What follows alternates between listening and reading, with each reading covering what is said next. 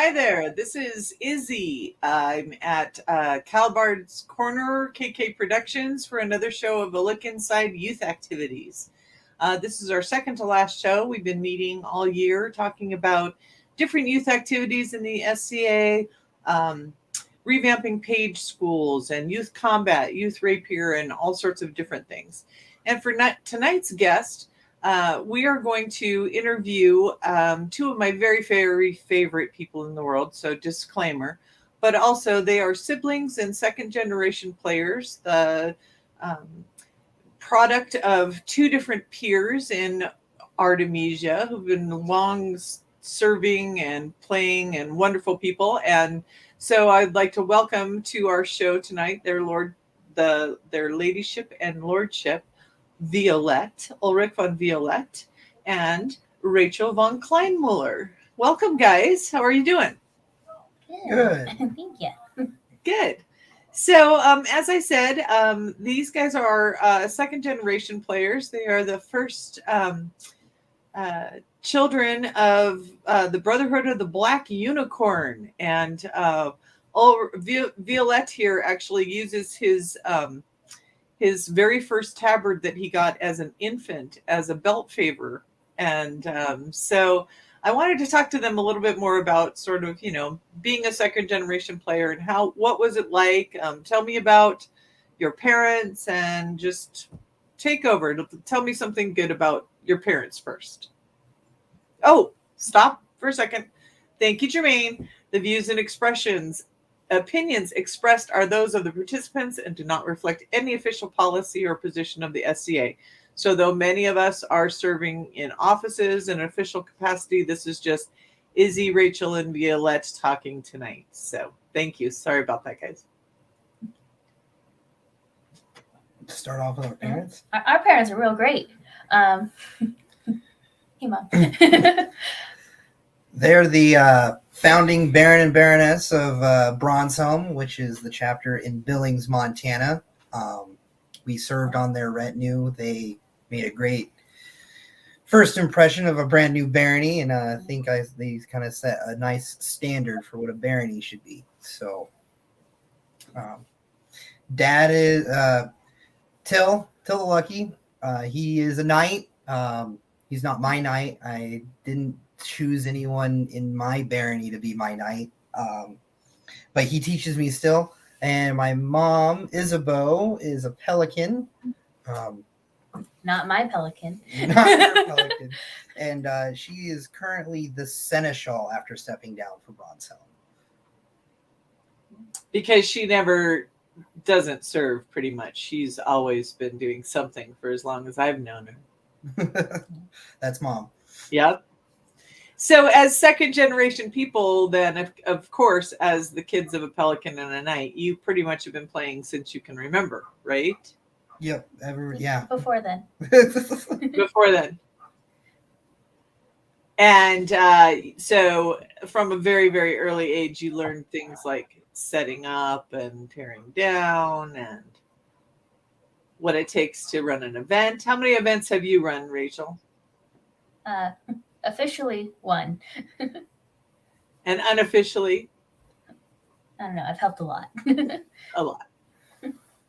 Violett, you've now also done some stewarding and some feast stewarding stuff, correct? Yes, I was autocrat for a Schola event, which is an arts and science event, and then I was a feast steward for 12th night, which kind of ended up being haphazard because I came down with COVID the week before. So, that's right. So I became the feast steward. Well, that's one of the nice things about having siblings that do it, right? You can always rely upon each other a little bit. Yeah. Okay, so tell me about the youth program when you were kids. There wasn't a lot. I mean, Mistress Penelope took pretty good care of us after, she had kids, so she wanted stuff for them to do. So we got swooped into that a little bit.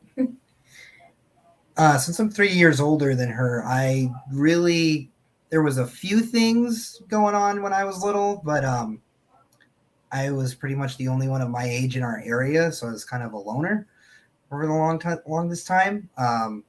If we went to like Uprising or something like that, there was boffer tournaments, but I never really got to boffer with anybody else because I was the only one. I guess I was the kid that tricked all the other parents into having kids. With boffer, it was weird because we didn't have it here. So going there, we'd be like, "Oh, let's do it," and they're like, "Well, do you have armor?" And we're like, "It's foam. What do you That's mean?" fun, yeah. And then Dad made his helms out of leather, and then there wasn't like boffer the next year or something. So then we never got to use them, and it was just weird.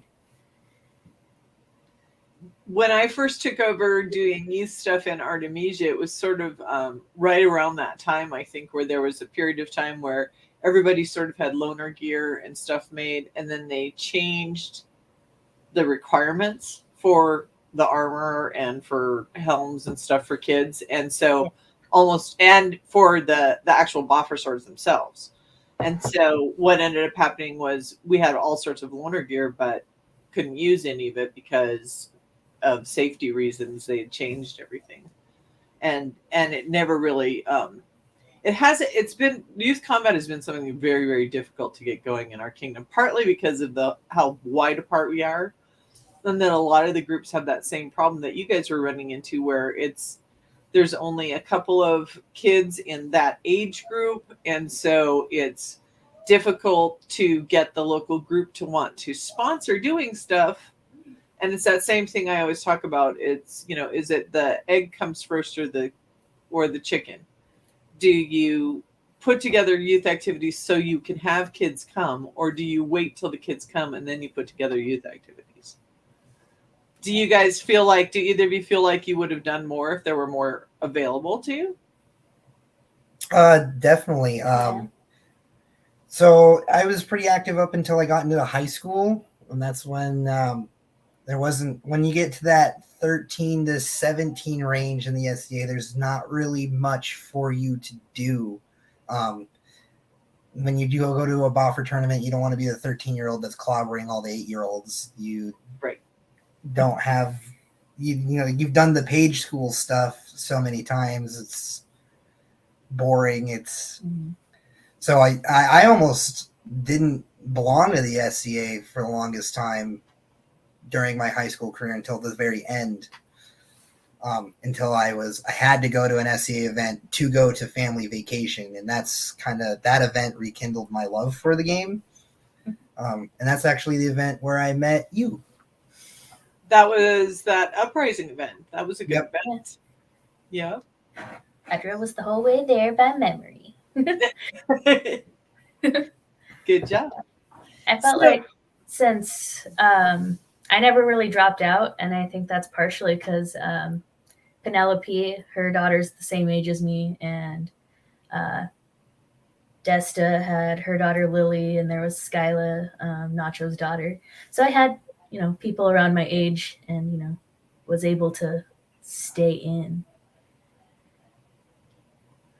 So when I first met you, though, you were already serving on royal retinues because your mom was, and like walking around, or at least doing that sort of thing. Do you think that as a second gen player that you get a little more opportunity to do that sort of thing than other kids? I think so. Yeah. Just since you grow up with them, they've known me for 20 plus years. Right. So now being an adult, it's like, oh, they've known them their whole lives. What advantages do you think you've had having SCA parents? That's Christopher of Houghton, the Outlands, also second generation. Thanks, Chris. Well, getting started of how to make garb. Well, I watched my mom sew for 23 years. I know how to sew. Making armor, it's just downstairs in the garage. Like, you just go there and do it. You have all the access to any art, science that you need, really. And also you have parents there to help you out with just getting started with like just getting garb. Like sometimes it's really cost prohibitive to someone to join the SCA because they have to get so many things, and they were just kind of given to us. Yeah. Another advantage that I think that we had is knowing the ins and outs of it. Just growing up, it's kind of hard to explain to someone about like how court works and titles and all that, and that's just been something that's kind of been ingrained into my brain since I was a child. Yeah. Because you grew up using those terms instead of having to learn them like me and as a 40-year-old trying to learn all this whole new language. Mm-hmm. And knowing that everyone in a pointy hat is not a king. They're different levels, and you can tell by the way the coronet looks. Right. Interesting. What other advantages do we have? You get well known throughout the place because you travel with your parents, and everyone goes, "Oh, you're Till's kid. That's awesome." Yeah. Do you find that does it get to a point though where you need to be your own person? Like instead of only being Till's kid, you want to be Violett or Rachel. That's kind of my my goal is to get away from that nomenclature and just make myself like I am me in the SCA. It's very difficult when you have really, really cool parents that everyone loves and everyone associates, and you look just like them. Yeah. And you wear each other's garb all the time. So a lot of times you're in the same garb too. So that is true. Yeah. I was going to wear one of Mom's dresses today because I was like, oh, that's packed up. So I really think though, like you were saying, Rachel, the whole knowing how to sew your garb and what all of it entails, what's all encompassed in that was something as a new player for me, because I kind of got brought in with Dylan wanting to be interested in the SCA, and he was 14, and I had given away the sewing machine my mom had given me. I hadn't sewn since I was in high school.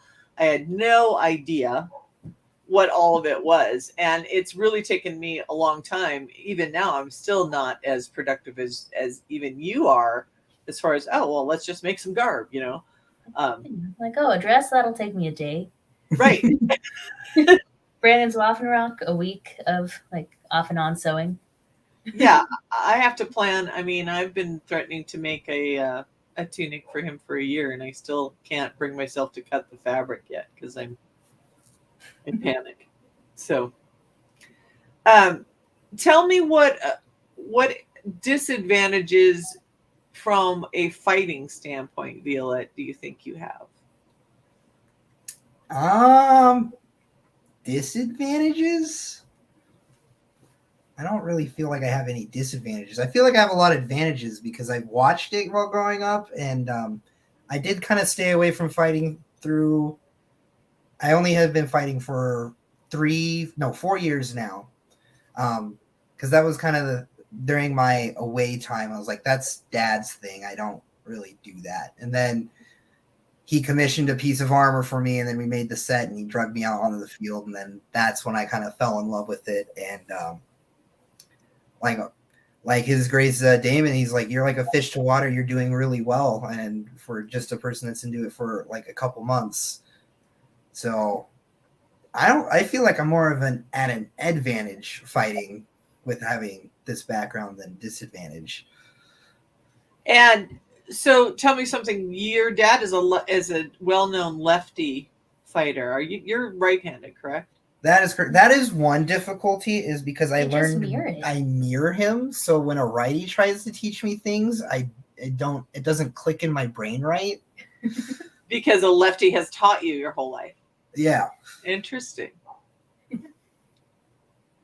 It's easier now, but when I first started, when someone right-handed was showing me, I'm like, that doesn't look right to me. You're so used to looking at it that way. Oh, that's interesting. And Rachel, I know that you are a protege to go by Mistress. Livia Pomponia? Is it mistress or countess or I don't know? Livia is the title that would correlate to countess. Oh, okay. So Livia Pomponia is also a mistress. So tell me why you chose someone completely. Both of you chose completely even out of the barony. Well, Pomponia is in the barony, but kind of. Kind of. Well, she chose me. Oh, well. Yeah. She, what was it? Whipping Winds? No. I think it was the Hell's Gate at that new site. And her son Tibor was just like really wanting to help, but it was just more frustrating when he was helping. So she's like, I'll pay you $20. Just take him away for a while. I was all like, yeah, sure, whatever. I'll distract this kid. We got sticks. And came back to her and she was all like, I'll get you the $20. And I was like, oh no, I don't need it. It's fine. And then she pulled me away and asked me then. And then like a year later, I actually became a protege because I was like, hey, are we still doing that? Nice.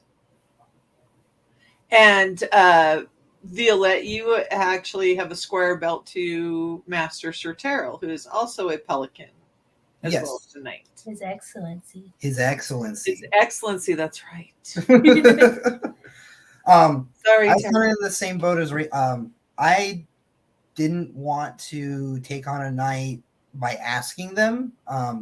In growing up is kind of like the knight chose the person that they wanted to teach. Since I had grown up with all the knights in my barony, I really didn't feel comfortable swearing to one of them. So I was just kind of waiting for the moment until a knight was like, you're the one. I did have some people that were like offering, like, if you're looking, until I went to a Whipping Winds and I was hanging out with Slaughterhouse and helping them pack up and do all this stuff. And then got a message from Terrell. He was like, I want to talk to you at Raptor War. And I was like, okay, like I'll talk to you. And first night there, he pulls me aside and we're talking. And he's like, I told him my whole situation of like, I'm trying to like do my own thing for a year or two before I take a night. And then I see Her Excellency Mir walk up behind him with the blue belt. And it was like, oh, it's not a, hey, do you want to be my squire? It's a, hey, I'm making you my squire. Well, man-at-arms. And then for one day, I was a man-at-arms for one day, and then he squired me on the battlefield after. You keep the tradition. That's so funny. But that one just felt right because I also do belly dancing. I like going out with the drummers. Their lifestyle that they do in the SCA fits mine the best. So I think it's just a perfect match for me. Well, I'm happy too, since now we're both part of the same household. So yay! So Jermaine, I don't know if this is your question, but she posted, if you could change one thing about the SCA, what would that be? I know one thing I'd like to change back. I remember growing up, your first event was free. You're a guest. It's new to you. Try it out. And now they have to pay. And I'm just like, I don't feel like you should pay $20 with that, like, your not non-member discount. And that doesn't feel right to me. So anyone I bring in, I'm like, no, I'll pay for you because that's how it should be. I did that actually at Whipping Winds last weekend, or the weekend before last. I held the first annual Craig Confer Memorial Tournament for my friend, the archer. And I had told his wife, widow, that we were going to do this. And she decided she wanted to come up and check it out and see the tournament. And she brought a couple of friends because she didn't feel comfortable coming by herself. Mm-hmm. And I paid for their fees because I felt like it should be comped. So I feel the same way. I really feel like if you're going to ask people to come and check it out, that would be the least we could do. There was a talk at one point about putting together a fund to do that, so that anybody who wanted to, put in money and do that. But I don't know where that's gone with that discussion at all. Yeah. Having extra money around, as an exchequer type Violett would attest, it's a little dangerous sometimes if you can't track all that cash back to something specific, right? So Yeah.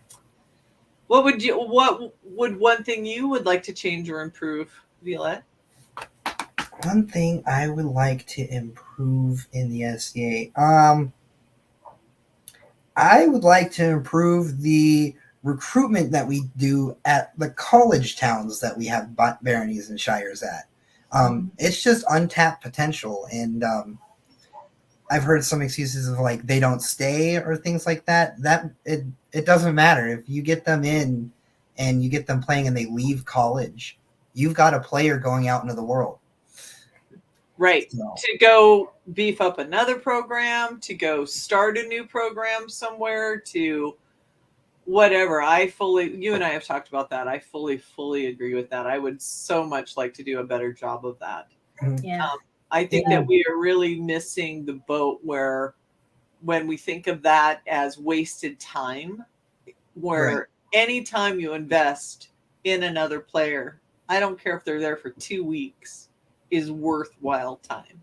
I guess in Montana we have a barony and shire that are based in like two of the largest colleges in the state, and I don't see new people coming from them. Yeah, when I was at my age, Yeah. I don't. It's very rare to see a 26-year-old at an SCA event. Right. So, well, one of the problems has been, I know that in Sentinel's Keep, one of the things that they had run into was that they used to have like a presence on campus when they had someone who was either working on the school or going to school, because in order to use space on the campus, you had to have somebody who was kind of tied to the school. But I wish that they would continue to do that, because I really think that it's just the same. It's the same idea with not having practices in people's private yards and things. If you can have a practice out in a city park where people are driving by and might be able to see you, that is more inclusive than in somebody's backyard. Yeah. When I was in Silver Keep, no one knew that was coming in my age. Like, there was no one, but we did that Catapalooza thing, and there were several people that signed up, and I don't know what happened to it then. And it just felt really weird being, the youngest one in that group, being new there. And I was the one to drive 4 people up to Stanworm for an event, because I was like, well, I'm going. My parents are going. It's a 4-hour detour for them, so let's go. Right. Jermaine wanted to know what's Catapalooza. It's sort of a the Bobcats, and it's sort of a come and see everything that's on campus thing, right? Yeah, see all the clubs sign up before you start classes. Right. One of the things that I had heard in the barony about investing in teens or college students or anything like that is that, well, they don't have the money to do it anyway. And that goes back to sort of one of the things that you guys were saying, is that second generation players often have this advantage just built in by virtue of the fact that you're using your parents' armor or your parents' friends' armor or stuff that's been passed down over time. Whereas if you're a brand new person coming in, sometimes that just isn't there with the same availability. And so, like, one of the problems that I found here in Stan Worm was, like, when we wanted to do archery, there was no loaner gear, and most people who are playing can barely invest enough in just their own stuff, much less enough to have loaner equipment and that sort of thing. So I think sometimes we tend to, if we don't have loaner stuff available for things like college students, how do they get involved? It's sort of one of those things where, here, come and play with us, but you have to have all your own stuff before you even try it. Do you guys in Bronze Helm, you guys have a pretty good set of loaner gear around, don't you? Oh yeah. Yeah. We can. I think we can get 2 full people in the armor if we need to. My dad will even loan out his own armor and not fight if someone new wants to fight. So We can dress a whole play because we have or 2. That's right. You guys used your gold key garb was used for one of the plays on campus, right?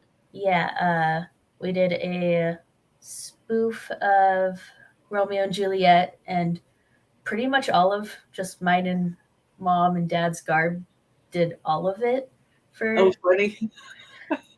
And it was great because red and blue are the 2 different sides, and that's really good colors in heraldry and what we had. And they did another spoof of the Princess and the Pea that was a lot bigger, and I was all like, here's a lot more, guys. Funny. Okay, we have another question. Jermaine says, Sharon Mongan, when you were younger, what kinds of activities kept you interested? I've got younger kids, and sometimes I'm at a loss for what they can do at events and such.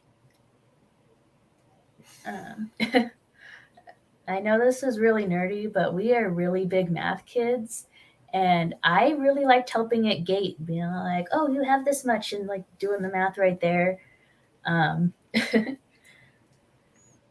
Helping in the kitchen was also a lot of fun. Oh yeah, I think helping at Cantarin feasts was the best.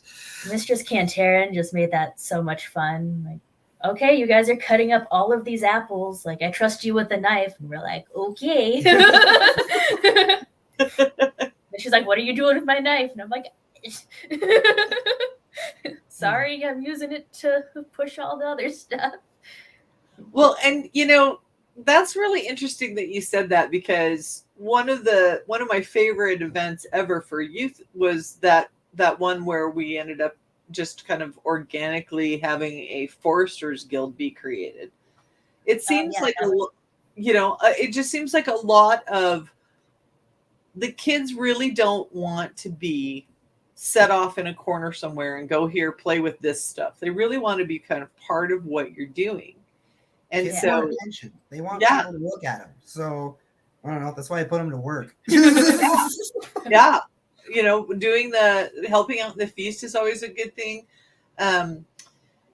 Did you guys do many activities? Like some of the stuff that I've done is like catapult making or stuff like that. Did you do any of that kind of stuff much?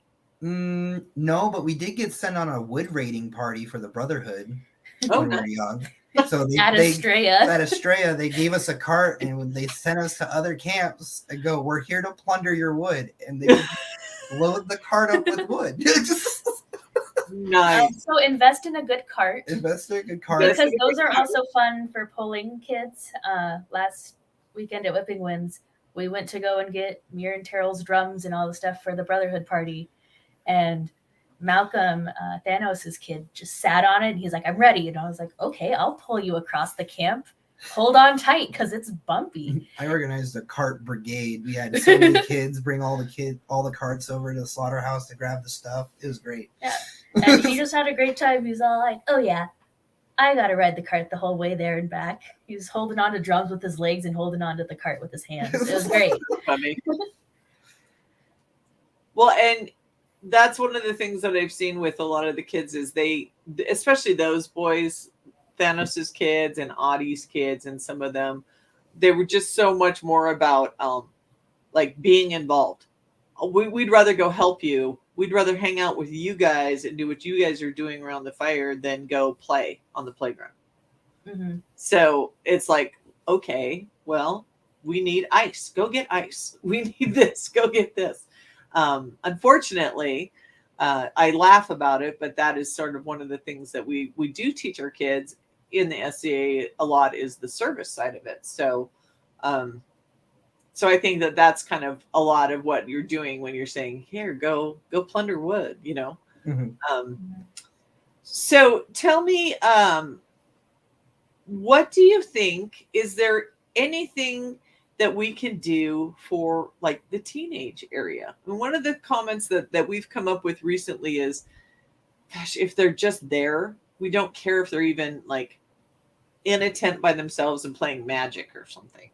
Like, I don't care if it's as mundane as it is, but if you're together and, at least they're here and maybe we can get them involved in some things. But do you have any ideas about stuff like that would include them more? See, I was thinking about that because there needs to be something, because that's where I got pushed away for a little bit, because for a 14 to 17-year-old, there's not a lot. One thing that I was kind of pondering was maybe even like a mentor program or like shadowing where they get to follow around a knight or a pelican or a laurel or a master of defense and see what their thing is, or put together the teenage autocrat helper squad that goes to the event steward and helps them run the event and get them kind of involved, because you don't have much as a 14 to 17-year-old to do, because you don't want to do the scavenger hunts or make a kid's hat anymore. You've done that. So right. One thing I've liked that Mistress Penelope's been doing as Baroness is just taking a newcomer as her lady in waiting for the day, because it helps you see all the ins and outs and seeing a different side of it. Yep. One of the other things I like that Artemisia has done the last reign or two has been changing it up so they grab the newcomers first instead of the very last thing for the day and go, okay, you were really important to us all day. Well, if they've left already, then you've lost that chance. Yeah. So I really like this idea that starting them early and saying, here, you're a newcomer, and we're gonna show you a good day is a really nice thing. Lenore says, I agree that getting kids involved in helping is a great way to keep them engaged. Everyone needs to feel like they have a purpose. They absolutely do. And one of the things that I've noticed with a lot of the kids is the ones who know that I'm a youth officer tend to come and kind of meet me at the door and go, what can we do for you? And the best thing you can do is say, here, grab this, even if it's just one teensy little thing. Audie's youngest son, Aaron, did that with me one day at a crown tournament. Violett was fighting and I was heralding for these guys, and I really didn't have anything set up for youth that day. But Aaron kept coming and asking me, what do you have for me to do? What can I do? What can I do? And so I finally just said, go over there to His Highness and see if there's something you can do for him, and he went over to Her Highness and got her a drink and went over to His Highness and got to take his crown and put it over onto the throne. And it was, it really makes them feel like they're important for the day. And that took 2 seconds for that noble person to say, oh yeah, go do this one teensy little thing for me. But it made the event for that kid, which is pretty important. Thora Bjargeyjardóttir says, I love the mentorship idea, Brandon. So I will say one thing about that. The mentorship idea is sort of what was built into the Jaffa program. And many kingdoms cannot do it. And many times it just isn't something that you can permit at events because of the rules that we have with the too deep rule with youth activities for safety reasons. So while it's a fabulous idea, what's going to end up having to happen is that if you were to form a mentor relationship with a student, say you're 13 and you want to mentor to Violett, your parents would have to be instrumentally involved with that, and there would have to be, if it's anything that's actually scheduled at an event or something, one of your parents would have to be there, that sort of thing. We actually, unfortunately, can't fully encourage any kind of private mentorship stuff in the SCA because of our rules with underage kids and stuff, which I absolutely firmly believe that they have to be there. There's a place for them. But I do believe that there's a better job that we can do with doing some things like mentoring online or something. Like even like teenage-centered classes. Like a knight teaches them how to throw blows. And you get all the teenage kids to come this is how you throw a flat snap for when you turn 16, Yeah, I love that idea. Besides fencing at 14 and hardsuit at 16, there's not much established for that age group. That's absolutely true. You can start archery and thrown weapons at 10 and sometimes younger, depending on the child, the adult, and the marshal available.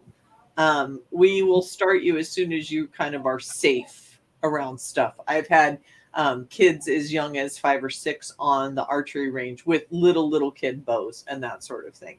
But you really absolutely have to have a good marshal around and a good knowledge of that child, because we have lots and lots and lots of people who exist anywhere on the spectrum. And there are times when, one of the problems with some of our sport is it actually is an actual weapon. It's an actual axe that you have in your hand or a knife or something. And so you have to make sure that you're watching them. But there's just not enough stuff at that age. One of the things that I talked to Duchess Tiana about on one of our earlier ones was a youth guild.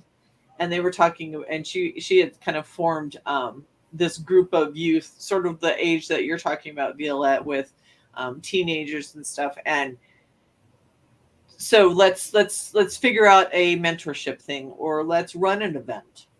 Let's run a feast. Let's do a special project sort of thing. And I think that some of that kind of stuff is something that we want to build into our Page School program as we go forward.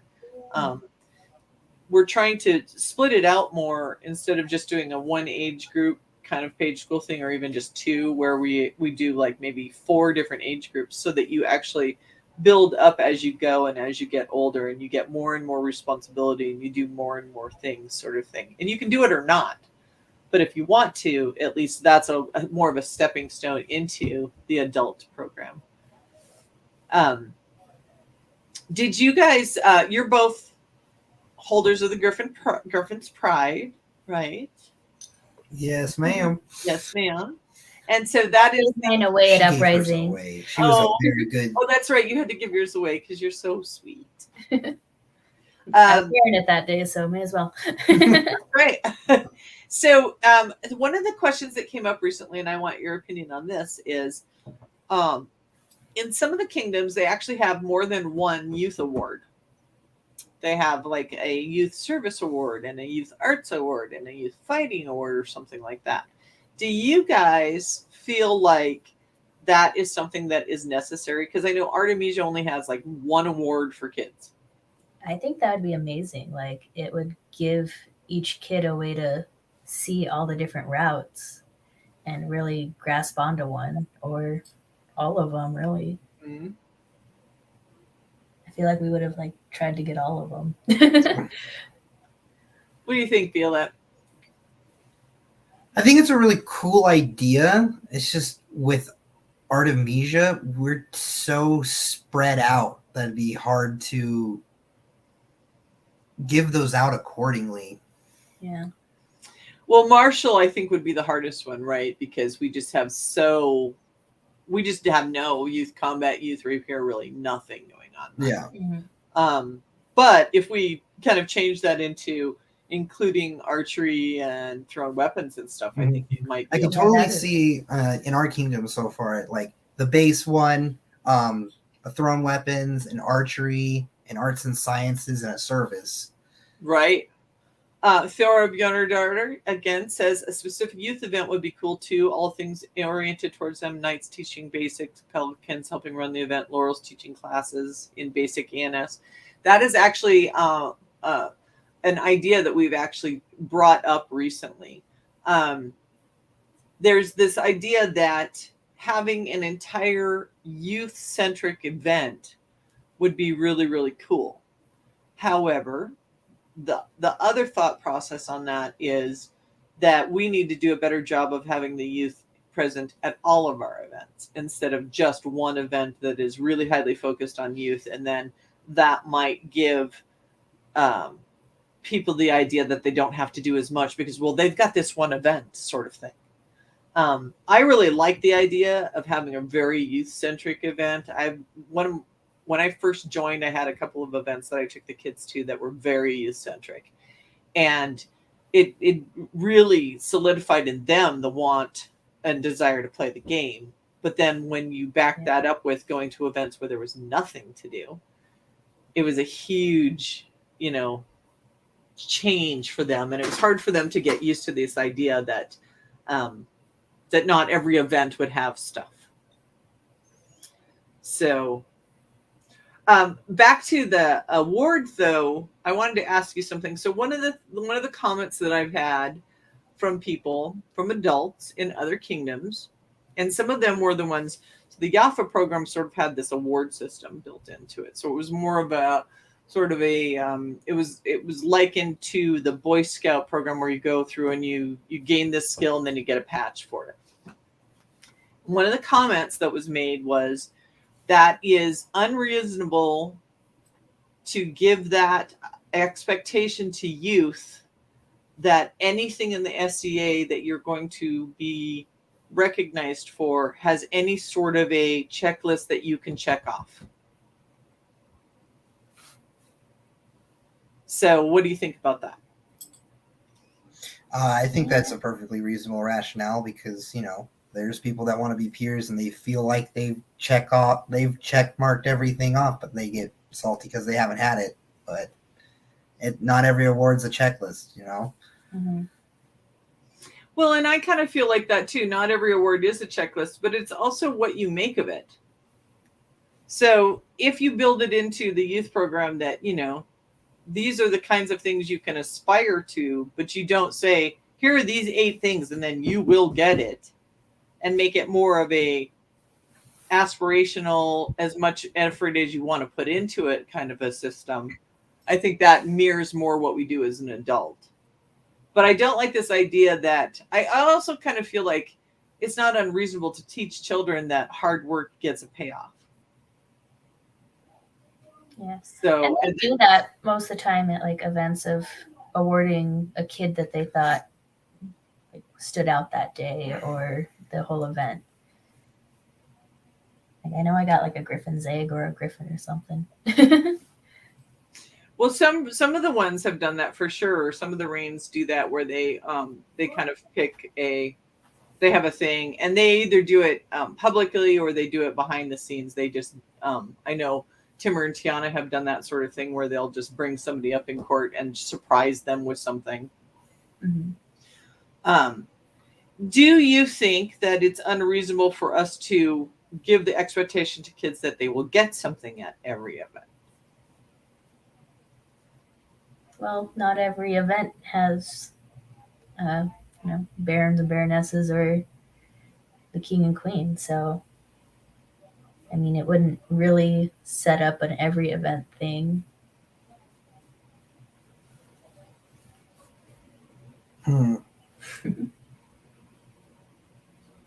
It's kind of a difficult question because you have to.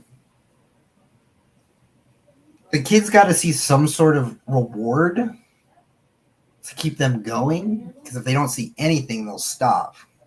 So it's kind of like this weird balance. Yeah.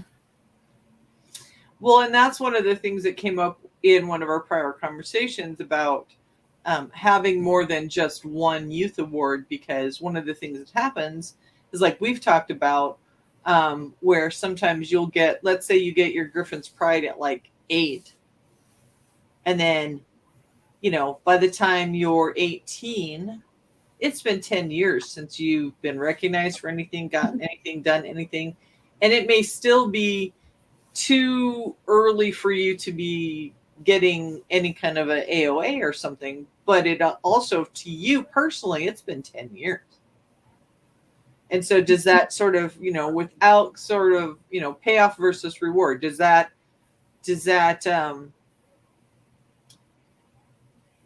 I think that this idea that hard work pays for itself is a good idea. But also, I mean, one of the things in the society is, you guys have your awards on. I didn't put any on tonight, but we all have something. Right. What awards okay. So I see you're both wearing medallions. What awards do you have? So go, I'll let you, because I know, but I'm going to let you guys say. You want to start it off? So I got my Griffin's Pride. I don't have it on. I gave it away at Uprising to a youth from Silver Keep. Let's see. I've got my A. That's your award of arms for Artemisia. Yeah, we got that together. Got my Maple Leaf. And that is the Arts and Science. Arts and Sciences award level art, right?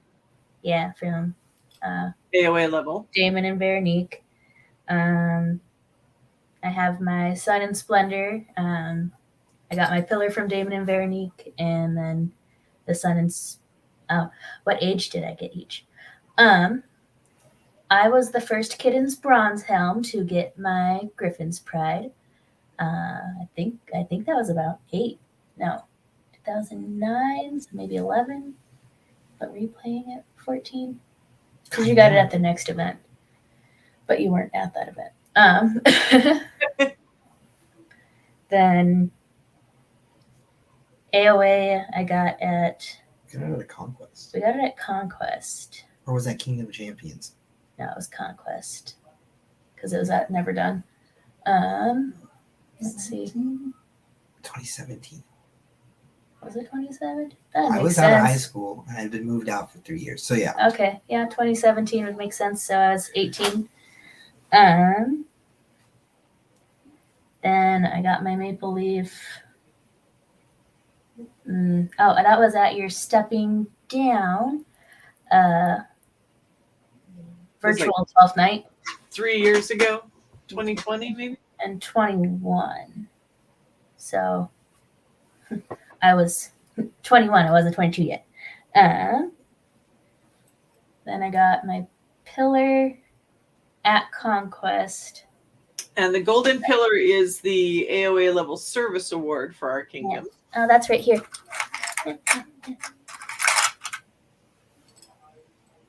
It's a little pillar.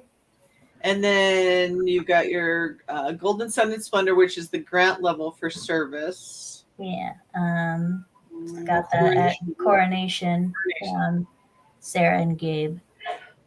And then at this last Conquest that I ran, I got the Baronia level Arts and Science, the St. Hildegard. Oh, nice. Very nice. Is it my turn now? Yeah, It's your turn now. Okay, so I got my Griffin's Pride, the event after hers 10 plus years ago. My next one I got was my Award of Arms at the same event as her 5 years ago. So you would have been like 21 when you got your... 21, and then I got my Maple Leaf, which is the grant level. At the same event again. At the same event. The award level Arts and Sciences Award. Next one I got after that was my Golden Sun and Splendor at Crown Tourney.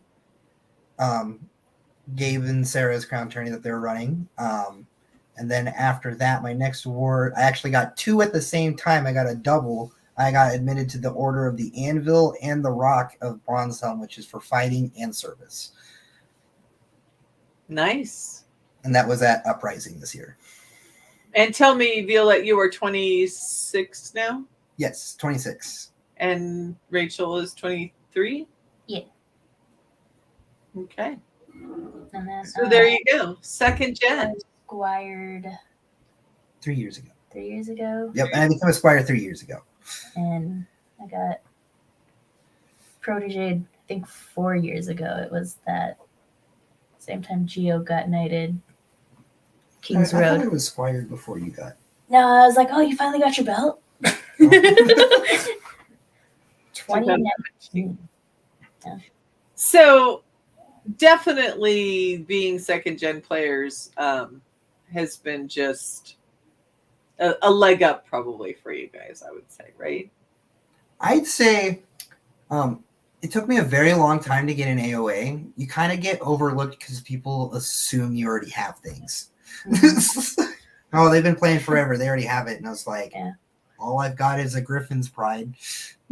Yeah. Or like Ug's son K-Leg, you get multiple of the same. I think he's got like 2 Griffin's prides because he got it with his sister and then with his friend, and then Oh, funny. 2 AOAs, I think. Yeah. Well, and then the other thing that I should bring up is that also when you're second generation players and your parents are on the thrones, you don't get anything for a while they're there if they're your parents. Well, you get So Rachel sweet nepotism. Yeah. that's right. Rachel and Violett are the first bearers of the Sweet Taste of Nepotism Awards for everything they did for their parents during their baronial tenure. And they are the Baron and Baroness Bronzelm, the very first ones, so they get to say that forever. So, well, we have been, like Sean and Nisa's son Quentin, yes. Okay, so we have been talking for almost an hour now, and I'm going to do some business, and then I'm going to come back and talk to you guys, have you give me some final thoughts on anything, and do a shout out, okay? So give that a thought for a second while I go do some business for Cal. So Cal has been really busy. Upcoming shows, you will be able to find information on that on Kal-bardr's Corner on either the YouTube channel or Facebook. And you can find previous episodes of our show or any of the other shows out there that are available. Next on our show, however, on Monday, September 26th, that will be our last youth-related show that we have scheduled right now. And we're going to interview 2 more of my very favorite people in the world, father and son, Sir Adi ap Tam and Lord Alec ap Adi. Sir Adi is also a second-generation player, which makes Alec a third-generation player. And we're going to talk to them about transitioning from the youth program into the adult program, which is what Alec is pretty much going through right now. If you want to support any of us out here on KK Productions, you be part of our grand wall of patrons, you can go to patreon.com/KK Productions and find a way to support us out there. You can also search for us out on Redbubble. KK Productions is the search, and you can find stickers for any of the shows or any of the content that we have. Do nightly things, sheets, all sorts of good fun stuff, and all of that goes to support any of the Kal-bardr's Corner production stuff. If you have any questions or comments for me on regular shows or anything we've talked about, anything at all, you can contact me at isgerth@gmail.com. If you would like to contact either of our guests, you can contact Violett at biomedical_purple@yahoo.com. You can contact her ladyship Rachel at Rachel, that thing, R4CH3, is that an L or an I? L? That's an L. Miller@gmail.com. I have a very common name. I'm sorry. Yes, you do. Okay, and so for my last thoughts are second generation players are fascinating to me. We have a couple of them actually serving on our thrones in Artemisia right now. Obviously, I'm very good friends with some other ones, and it makes me sad that I wasn't around for that sort of thing, to be growing up with my mother, because my mother would have been totally into the SCA. But I'm so excited to see second generation players now coming and serving and doing things on their own in our game, and that just gives me hope that the SCA will continue long after we're gone. And then let's talk to Rachel and Violett. Last thoughts. Who wants to go first? I definitely feel like youth needs to be recognized more. I think that the multiple awards would be great. One thing that I've really liked that Gabe and Sarah have done was at Uprising. They called for all the orders of the Griffin's Pride before giving out the next Griffin's Prides. And it's just really cool to see that, there were so many of us there. Full grown adults. Yeah. That's awesome. Yeah, Sir Basil's kids were there, and it's like, oh, I've only recognized you as an adult because they've been playing for so long. That's really cool. Violett? My final thoughts are if you're a youth stuck in those ages between 14 and 17, don't worry, it gets better.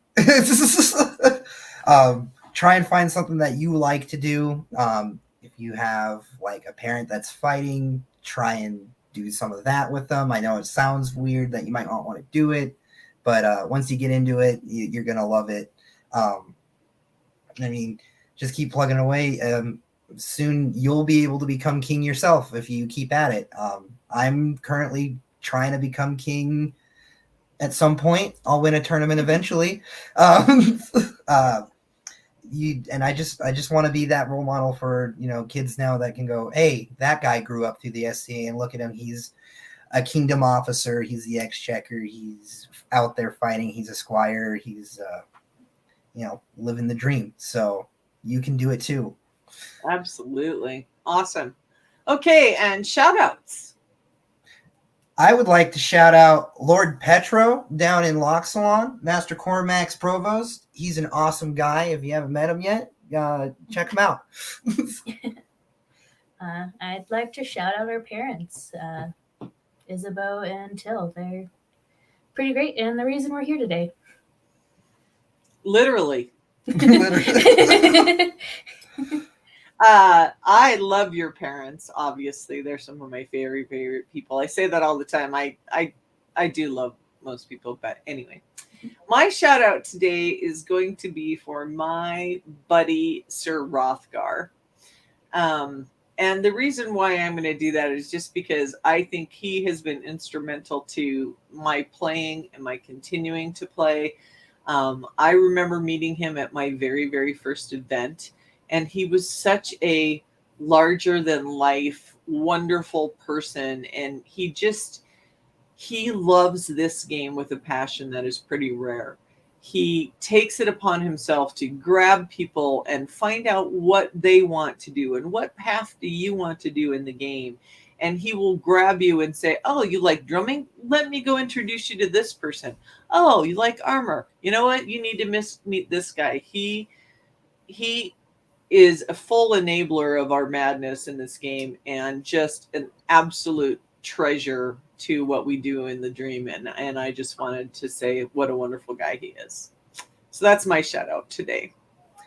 Okay. Well, thank you guys so much for doing this with us and providing some insight and letting us see your beautiful faces as usual. Tell your mother hello. I know she's back there hiding behind the camera. I can hear. And we will look forward to seeing you again next month on A Look Inside Youth Activities. We're going to, again, talk about some more second gen stuff and about transitioning into the youth program. So until then, have a great rest of your month, and we'll see you next month as we take another look inside youth. Thanks. Bye-bye.